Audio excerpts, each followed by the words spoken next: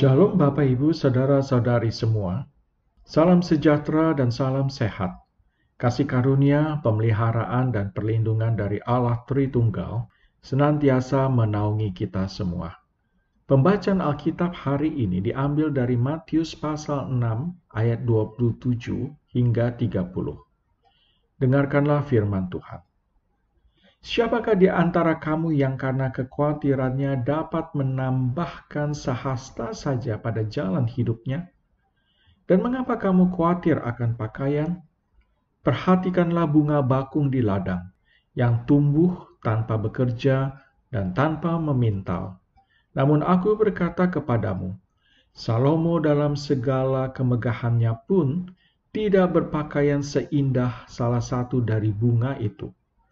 Jadi, jika demikian Allah mendandani rumput di ladang, yang hari ini ada dan besok dibuang ke dalam api, tidakkah ia akan terlebih lagi mendandani kamu, hai orang yang kurang percaya?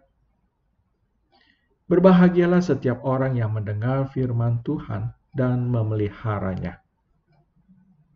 Bapak, Ibu, saudara-saudari yang dikasihi oleh Tuhan Yesus. Matius pasal 6 ayat 25 sampai 34 berisi setidaknya 7 janji yang disebutkan oleh Tuhan Yesus untuk membantu kita berjuang dengan iman dan terbebas dari kecemasan. Minggu lalu kita sudah belajar tentang janji yang pertama dan yang kedua. Hari ini kita mau belajar janji yang ketiga dan keempat. Janji yang ketiga, Bapak Ibu. Siapakah di antara kamu yang karena kekhawatirannya dapat menambah sehasta saja pada jalan hidupnya? Itu dari ayat 27. Ini semacam janji dalam bentuk retoris, Bapak Ibu. Janji yang sederhana tentang kenyataan hidup yang dapat kita temukan dari pengalaman, yaitu menjadi khawatir tidak akan ada gunanya bagi kita. Janji ini bukanlah suatu alasan bagi kita, Bapak Ibu, tetapi terkadang kita hanya harus bersikap keras pada diri kita sendiri dan berkata kepada jiwa kita.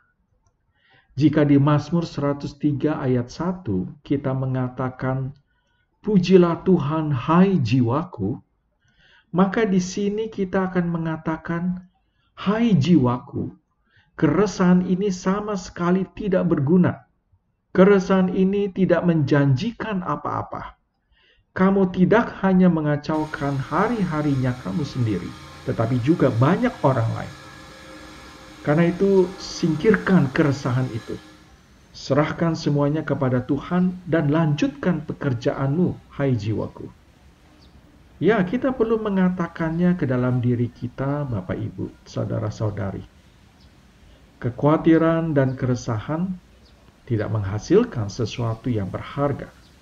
Percayalah itu dan bertindaklah, maka kekhawatiran dan keresahan akan menghilang. Janji yang keempat, Bapak Ibu, diambil dari ayat 28 hingga 30. Dan mengapa kamu khawatir akan pakaian? Perhatikanlah bunga bakung di ladang, yang tumbuh tanpa bekerja dan tanpa memintal. Namun aku berkata kepadamu, Salomo dalam segala kemegahannya pun tidak berpakaian seindah salah satu dari bunga itu. Jadi jika demikian Allah mendandani rumput di ladang, yang hari ini ada dan besok dibuang ke dalam api, tidakkah ia akan terlebih lagi mendandani kamu, hai orang yang kurang percaya?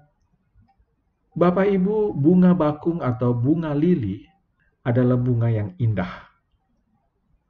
Bunga bakung tidak mengusahakan sendiri keindahannya. Namun, Tuhan Yesus membandingkan keindahan bunga bakung yang melampaui keindahan baju kemegahan Raja Salomo. Demikian juga dengan rumput liar.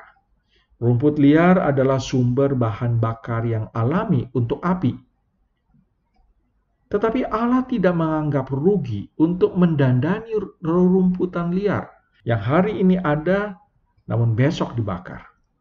Bunga bakung dan rerumputan liar didandani Allah dengan indah. Maka Allah pasti akan mendandani umatnya dengan jauh lebih indah.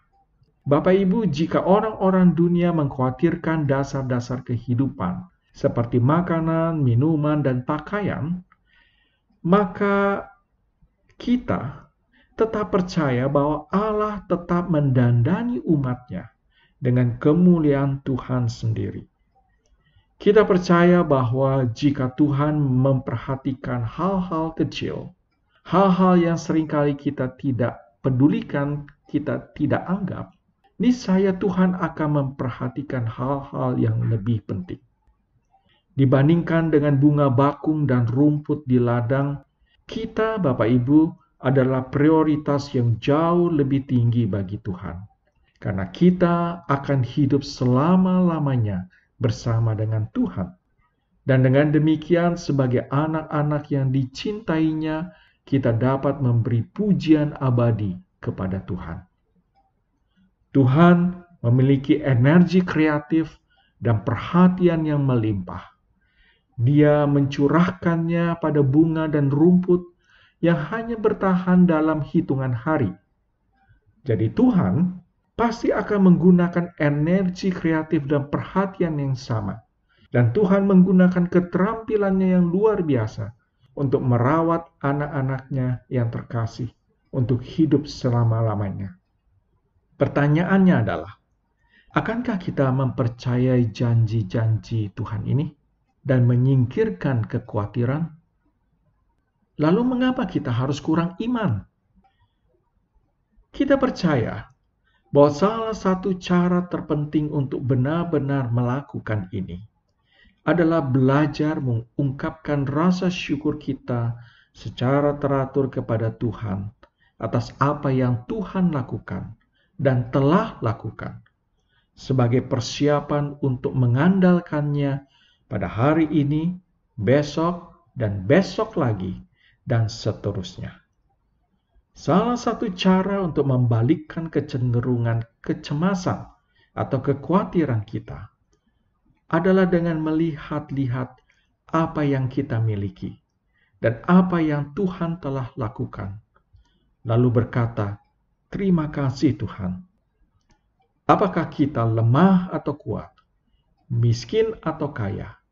Ajaran Tuhan Yesus tentang kekayaan dan kekhawatiran berakar dengan tegas dalam apa yang telah Dia lakukan untuk kita. Dia adalah Tuan kita dan Tuhan kita. Dia adalah penyedia bagi kita dan pemelihara kita yang telah memberi kita kehidupan dalam kerajaan-Nya, menempatkan kita sebagai prioritas di dalam kerajaan-Nya, dan memberi janji-janji dalam kerajaan-Nya, yang melaluinya kita dapat benar-benar mengucapkan terima kasih Tuhan. Amin.